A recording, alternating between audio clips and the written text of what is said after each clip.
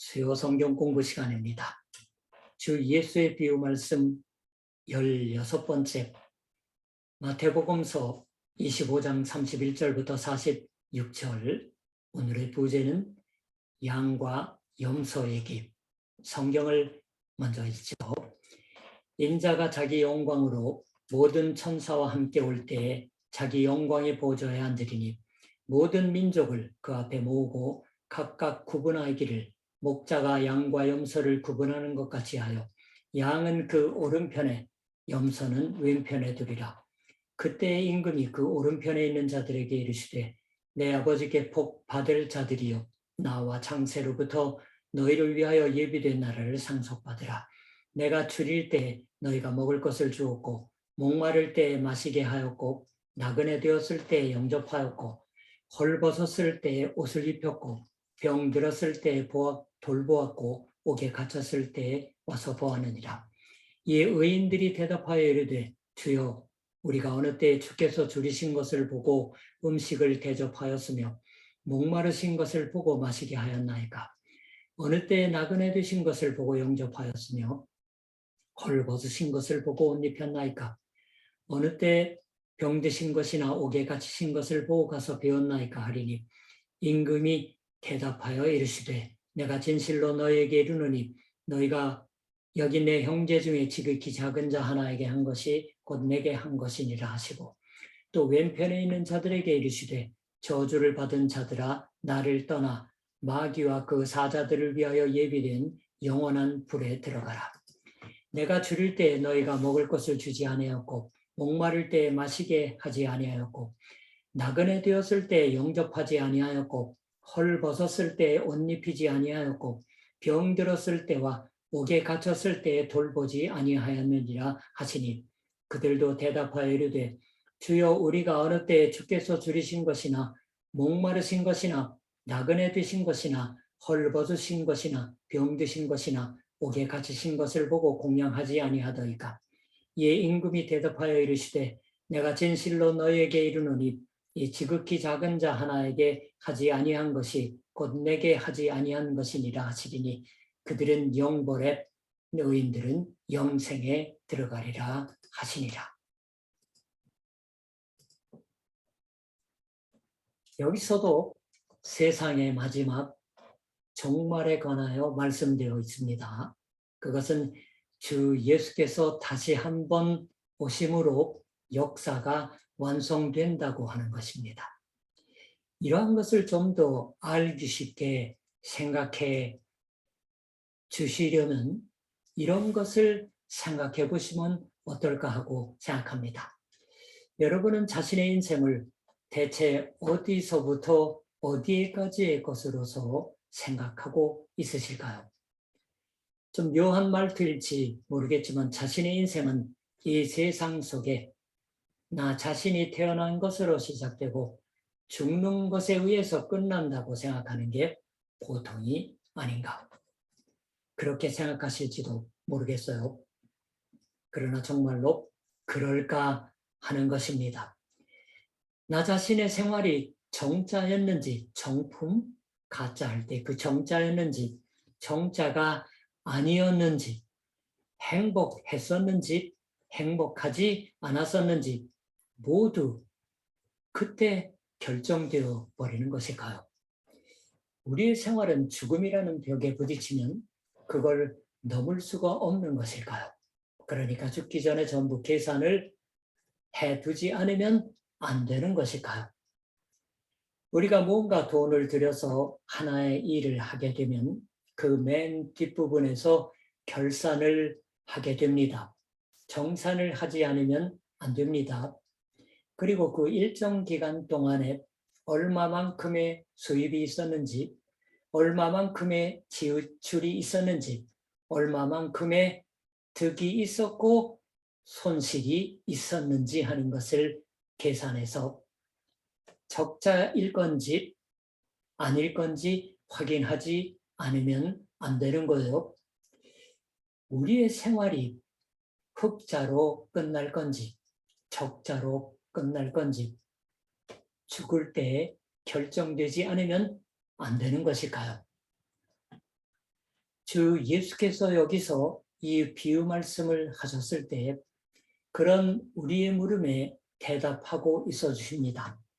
당신의 일생은 흑자일지 적자일지가 죽음에 있어서 결정되어 버리는 듯한 것이 아니다. 인생의 진정한 값어치를 가늠하러 달러 다시 한번 내가 오겠다.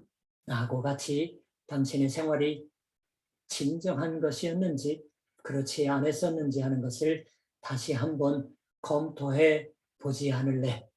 그렇게 말해 주시는 것이에요. 이건 한 사람의 생활에 관하여만이 아니라 국민, 민족, 인류가 만드는 역사에 관하여도 생각하지 않으면 안 됩니다. 역사가 무엇으로 끝날 것인지 모든 것의 파멸에 의해서인지 그렇지 않으면 역사는 하나님의 지배하시는 손에 의해서 완성되는 건지 하늘나라를 믿고 하나님 나라가 도래하는 것을 믿는다고 하는 것은 역사란 하나님의 지배의 손에 의해서 완성된다고 하는 것을 의미합니다. 그런데 이제까지의 이 25장에서 말씀되어 온 두 가지 비유 말씀, 열 처녀와 그 다음에 달란트 얘기, 거기서 항상 계속 물은 것이 있었어요. 그건 대체 처녀들이 예비하고 있지 않으면 안 되었던 기름이란 무엇인지, 혹은 각기 능력에 맞게 살리지 않으면 활용하지 않으면 안 되었던 달란트라고 불리우는 보화란 대체 무엇이냐 하는 것이었습니다. 그걸 여기서도 물으며 또 하나의 비유 말씀을 배우게 됩니다. 하긴 흡사한 비유 말씀이라고 이해해서 여기도 우리가 배우는 거지만 이것은 진정한 의미에서 비유 말씀인 것인지 아닌지 하는 것이 물어질지 모르겠어요. 진정한 의미라는 말투가 이상할지 모르겠지만 어떤 의미에서는 우리가 이해하는 비유의 틀을 넘어버리고 있는 바가 있다고 생각합니다. 예를 들면 달란트로 뭘 비유하고 그리고 달란트를 이제 맡은 종이라는 건 뭘 비유하고 있는 것인지, 혹은 그것보다도 중심적인 것은 주인이 맡긴 보화를 살린다고 하는 것이 뭘 비유하고 있느냐를 잘 이해하는 것이 중요했었던 것이지만 여기서는 그 같은 것은 별로 전면에 나오지 않습니다. 들어보면 잘 알 수 있는 거예요. 아마 비유다운 표현은 양과 염소 정도일 거예요. 이 양과 염소라는 구별은 이것은 양쪽이 하나님께 칭찬받는 생활을 한 사람, 그리스도께 기뻐해 받을 수 있는 생활을 해온 사람을 비유하고 있는 것이고 염소는 그 반대다.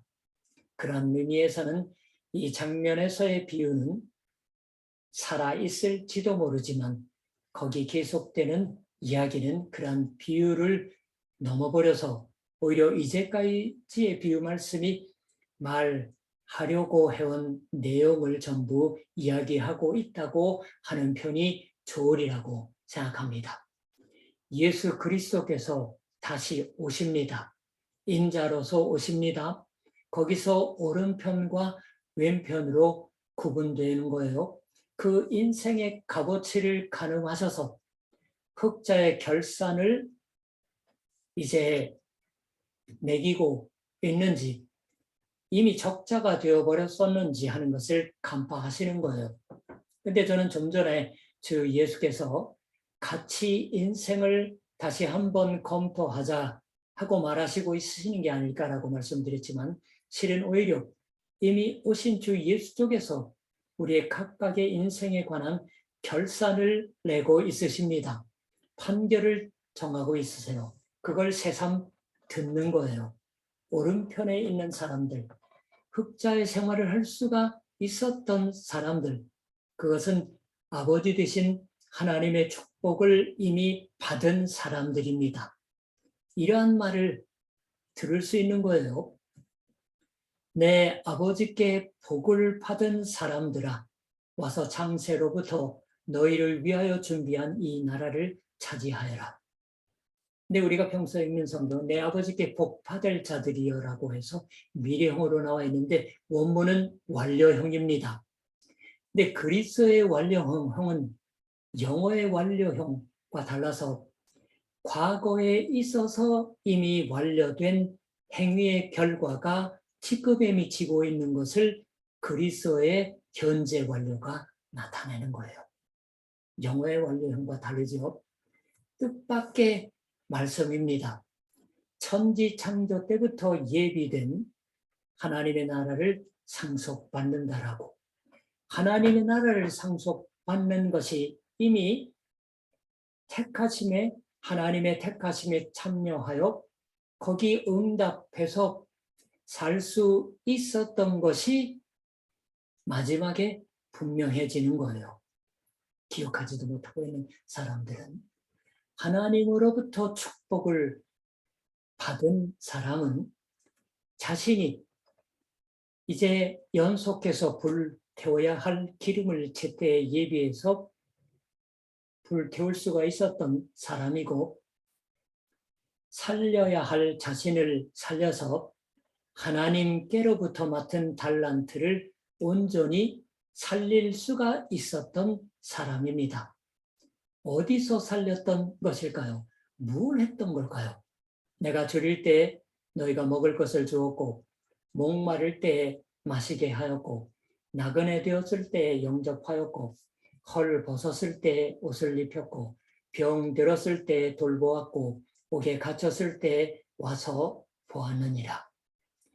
줄일 때에 먹여주었고, 목마를 때에 마시게 하였다라는 것. 이것은 사랑의 행위일 거예요. 그 사랑의 행위를 주 예수께 대하여 해왔다라고 말 들은 사람은 깜짝 놀랐습니다. 주여, 우리가 어느 때에 주께서 줄이신 것을 보고 음식을 대접하였으며 목마르신 것을 보고 마시게 하였나이까? 어느 때에 나그네 되신 것을 보고 영접하였으며 헐 벗으신 것을 보고 옷 입혔나이까? 어느 때에 병 드신 것이나 옥에 갇히신 것을 보고 가서 배웠나이까? 언제 제가 당신을 돌봐 드렸었지요? 언제 당신을 찾아뵙고 만나 배웠었나요? 우리는 이제까지의 인생에서 어디서 하나님을 마주쳤던 것일까요? 언제나 주 예수를 만나고 싶어하는 우리들 입장에서 보면 이것은 아무리 해도 묻고 싶은 겁니다. 주께서 들려주시는 비유의 말씀 가운데 왕으로서도 주 예수의 말은 이렇습니다. 내가 진실로 너희에게 이르노니 너희가 여기 내 형제 중에 지극히 작은 자 하나에게 한 것이 곧 내게 한 것이니라. 예수께서 내 형제라고 부르시는 건 대체 누구를 말하는 것일까? 라는 것, 이에 관하여는 여러 가지 해석이 있겠지요. 주 예수의 제자들, 전도자들, 그리스도인들의 것이다라고 이해할 수도 있습니다. 그같이 읽는 것이 중요합니다. 특히 옥에 갇혔을 때라는 표현으로부터 믿음을 이유로 탄압받아서 갇혀있는 순교자들의 모습을 생각하는 것이겠지요. 그러나 더 간결하게 우리 가까이에 있는 어떤 사람일지라도 주의 형제다라고 말할 수 있습니다. 우리 가까이에 있는 어떤 사람일지라도 줄이고 있는, 목말라 하고 있는, 나그네 되어 있는, 머물 곳이 없는, 병들어 있는 그러한 배고픈 사람들, 목마른 사람, 머물 곳 없는 사람에게 거기 합당한 사랑의 환대를 해내냐 어떠냐. 그 사랑의 환대를 주 예수께서 주의 깊게 가르치고 있어 주십니다. 그리고 그 하나하나에 관하여 이것은 내게 해준 것이다라고 말해 주시는 거예요. 말하자면 이른바 자신의 장부에 기입하고 있어 주셨다고 하는 것입니다. 대체 이것은 어떠한 걸 말하는 걸까요? 먼저 하나 역력한 것은 기름이라든가 달란트라고 불리는 것, 그것은 무엇보다 먼저 사랑으로 산다고 하는 것이었다고 하는 것입니다. 나중에 사도 바울이 고린도전서 13장에서 이야기해 준 것처럼 가장 큰 하나님의 성령의 선물인 믿음, 소망, 사랑, 그 세 가지를 전부 헤아리는 쪽이 정확할지도 모르겠어요. 그 어느 쪽이나 빠뜨릴 수는 없지만 먼저 여기서 그 중에서 구체적으로 무너지고 있는 건 분명히 사랑입니다. 우리의 인생이 사랑으로 살아온 것이냐, 아니 살아갈 것이냐, 아니냐 하는 것이에요. 인생을 부유하게 만드는 것, 하나님께 되갚아 돌려드릴 수 있는 달란트, 우리의 힘으로 살릴 수 있는 부요함, 그것은 사랑입니다. 예수 그리스도에게 있어서 하나님이 가르쳐 주셨던 사랑입니다. 기름도 우리가 계속 등을 태워야 할 사랑의 기름을 의미합니다. 그렇게 말할 수 있지 않을까요? 그런데 거기서 곧바로 무너지는 것이 있습니다. 우리는 자신의 인생에 있어서 사랑이 필요하다 하는 것을 알고 있으면서 어째서 그 사랑에 철저할 수가 없는 것일까요? 그 하나의 큰 이유는 남을 사랑한다는 것은 보답을 구해서는 안 된다고 하는 것을 잘 알면서 그 보답을 구하지 않는 자유로 살 수가 없기 때문입니다. 우리가 오해해서는 안 되는 것은 상대방의 자유를 인정하는 것은 아니면 우리가 자유롭게 산다라고 하는 것은 우리 멋대로가 아니에요. 우리의 감정과 우리의 생각과 우리의 경험과 우리의 윤리에서부터 벗어나는 것도 의미하는 거예요. 이만큼의 것을 해 주었으면 상대는 반드시 이런 답례를 할 터이다 하는 듯한 타산적인 사랑이어서는 안 된다고 하는 것을 잘 알고 있습니다. 보수를 기대하는 사랑이라는 것은, 참사랑이라는 것은 없다고 하는 것조차 알고 있어요. 그러나 실제로는 정체로 그것을 몸으로 체득해서 우리가 살지 못하는 겁니다. 거기에 우리 생활 속에서 진정한 사랑이 살아나지 않는 이유가 있습니다. 우리의 이치로는 인간에게 사랑이라는 것이 필요하다 하는 것을 잘 알고 있습니다. 동물도 식물에게도. 그리고 또 사랑이라는 건 계산적이어서는 안 된다고 하는 것도 잘 알고 있어요. 이만큼 해주면은 죄송합니다. 저 사람이 반드시 보답해 줄 터이다라는 둥 기대하면서 그 사람에게 좋은 일을 해준다고 하는 건 진정한 사랑이 아니다. 그렇게 기대한다고 하는 것은 계산에 의거하는 것이지, 그래서 그것은 잘못되어 있다는 식으로 많은 사람들이 생각할 줄 압니다. 그런데 실제로는 우리는 언제든지 사랑하면서 그 보답을 구하고 있습니다. 예를 들면 가장 빈근한 예를 들면 부모가 자녀를 양육합니다. 부모가 자녀를 양육하는 것은 당연한 일이다라고 생각하고 있습니다. 그렇지만 실제로는 얼마나 많은 부모가 자기 자녀로부터 보답을 구하고 있는 것일까요? 아니, 자녀로부터의 보답을 통해서 자신의 자녀를 향한 교육이 올바랐는지 잘못됐었는지 하는 것을 가름하려고 하는 것일지도 모르겠어요. 아이들이 어렸을 동안은 열심히 사랑을 쏟아 양육해도 재미있습니다. 대꾸해 주니까, 반응해 주니까. 근데 그 아이들이 장성하여 독립하고 나서 조그만 일에도 나이를 먹은 나를 무시하는 게 아닐까 하면서 화가 납니다. 화 안 낸 척하는 게 더 어렵죠. 슬퍼지는 거예요. 아, 내가 인생을 잘못 산 게 아닐까라고 조차 생각합니다. 우리에게 이 슬픔, 노여움은 잘 알 수 있어요. 대단히 인간적인 것이다라고 생각합니다. 이것은 부모 자식 관계뿐만 아니라 친구 사이에서도 그렇습니다. 내가 저 사람의 우정을 믿어왔는데 손해봤다. 내 우정에 조금도 보답해주지 않는다. 왜 저런 박정한 사람을 친구로, 친구라고 했던 것인지, 저런 사람과 친구가 되어도 조금 더 좋을 게 없다. 거기서도 사랑해서 손해봤다고 생각해버립니다. 잘못 살았다고 생각해버립니다. 그렇게 생각해서 우리는 그 친구를 사랑하는 것을 그만두어 버리지요.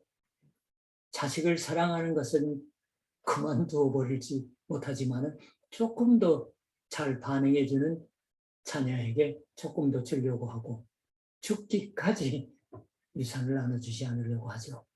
무시당하지 않으려고. 사랑이라는 건 좀처럼 통하지 않는 것입니다. 우리가 열심히 사랑을 쏟아도 거기 응답해 받는다고 하는 일은 적습니다. 그런 만큼 사랑이 응답받았을 때에는 아주 기쁜 거예요. 그런 만큼 자신이 살아온 그 사랑이 전혀 헛수고가 아니었었나 하고 생각이 들 때 절망적이 됩니다. 모든 게 허무하다고 하는 생각이 듭니다. 그렇지만 우리의 사랑은 언제든지 감사받는다고만은 할 수 없습니다. 언제든지 보답받는다고만은 할 수 없습니다. 몇 번이고 저를 포함해서 우리 모두에게 말씀드리지만 그러한 보답을 기대하는 건 사랑이 아니라는 걸 두루 잘 알고 있는 거예요, 우리는. 그렇지만 우리는 좀채 보답받지 못하는 사랑에 철저하지 못합니다. 즉시 손해봤다, 잘못 살았다라고 생각합니다. 우리의 사랑이 진짜 멀어지는 건 거기입니다. 사랑이라는 건 손해보는 법이요, 계산이 맞지 않는 법이다라는 것을 어떻게 받아들이고 또 맡으며 진실한 사랑으로 살 수가 있는 걸까요? 그러한 우리의 사랑의 진정한 모습이라는 것을 잘 알고 있으셨던 것이 예수 그리스도이셨습니다. 그리고 주 예수 그리스도께서는 그때 그냥 보답을 바라지 말고 사랑의 영웅이 되면 되지 않느냐라고 말하시고 있지 않으시는 거예요. 이상주의적인 관념적인 무상의 사랑을 말씀하고는 있지 않으십니다. 계산이 맞지 않는 건 마땅하다. 계산이 맞지 않더라도 좋지 않으냐. 모든 게 남들을 위해서만 살아서 자기 자신을 버리고 덤벼들지 않으면 안 되지 않느냐라고 말씀하는 듯한, 우리의 손으로는 도저히 닿을 것 같지도 않을 듯한 위대한 사랑의 행위, 희생적인 사랑의 행위를 요구하고 있으시는 게 아닙니다. 그런 걸 관념적이라고 말합니다. 사랑은 상대방이 있는 거예요. 그 사랑과의 관련입니다. 처음에 하나님에 의한 세상의 마지막 예수 그리스도의 재림을 믿는다고 하는 것은 우리 인생을 지상의 죽음으로 마지막이라고는 하지 않는다고 하는 것이다라고 말씀드렸어요.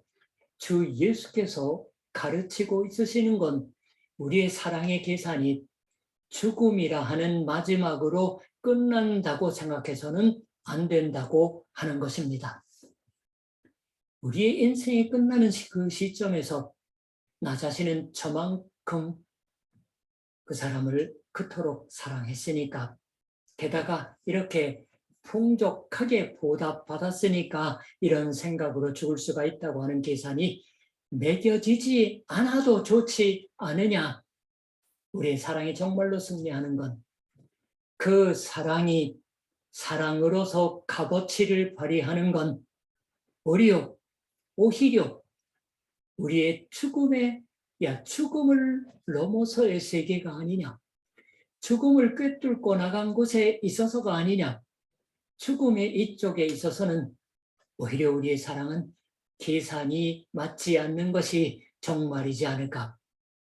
그리고 그 계산이 맞는 곳이 어디냐고 하면 우리의 사랑을 주 예수께서 그것을 전부 예수님 자신에 대한 사랑이라고 평가해 주시고 거기에 응답해 주시는 곳입니다. 어떤 사랑일지라도 주 예수께서는 자신에 대한 사랑으로서 받아내 주시는 것입니다. 특히 여기 마음에 두고 싶은 것은 주께서 평가해 주시고 있는 우리가 하는 사랑은 작은 것이다 라는 거예요. 여기서 주 예수께 칭찬받은 사람들은 자신이 어떤 걸 했던 것인지 잊어버리고 있어요. 어느 때 주께서 목마르신 것을 보고 음식을 대접하였으며 줄이신 것을 보고 음식을 대접하였으며 목마르신 것을 보고 마시게 하였나이까. 어느 때에 나그네 드신 것을 보고 영접하였으며 헐벗으신 것을 보고 옷 입혔나이까. 어느 때에 병드신 것이나 옥에 갇히신 것을 보고 가서 배웠나이까. 극히 일상적인 사랑입니다. 눈앞에 있는 곤란한 사람에게 하룻밤에 머물 것을 제공했을 뿐입니다. 옥에 있는 사람을 찾아가 주었을 뿐입니다. 물론 그것이 예수께 대한 사랑이었다라고 하는 등의 것을 알 리가 없어서요. 그런 만큼 주께서 그걸 평가해 주시오. 자신에 대한 사랑으로서 받아 주셨던 것을 알았을 때 얼마나 커다란 기쁨과 영광을 느끼는 것일까요? 그러나 생각해보면 주께서 이 얘기를 해 주셨으니까 우리는 이미 사랑의 비밀을 안 것이 됩니다. 아무리 작은 사랑 혹은 보답받지 못하는 사랑에 살아도 사랑에 절망하지 않아도 됩니다. 작은 사랑으로 되는 겁니다. 그 작은 사랑을 그러나 하나님께로부터 주어진 달란트로서 소중하게 힘껏 살았을 때 예수께서는 그것을 예수님 자신에게 베풀어진 사랑으로서 받아주십니다. 그리고 거기서 그 사랑을 가득히 채우고 있어 주십니다. 아무도 응답해 주지 않아도 예수께서는 응답해 주시고 있습니다. 사랑에 응답하시기 위해서 다시 한번 와 주십니다. 그런 걸 할 때 우리의 사랑에는 영원의 빛이 깃듭니다. 이제 그걸로 달리 아무것도 필요 없게 되는 게 아닐까요? 거기 우리의 참 인생이 성립되는 곳이 있는 것입니다. 다음 번 비유 말씀 때 또 뵙겠습니다.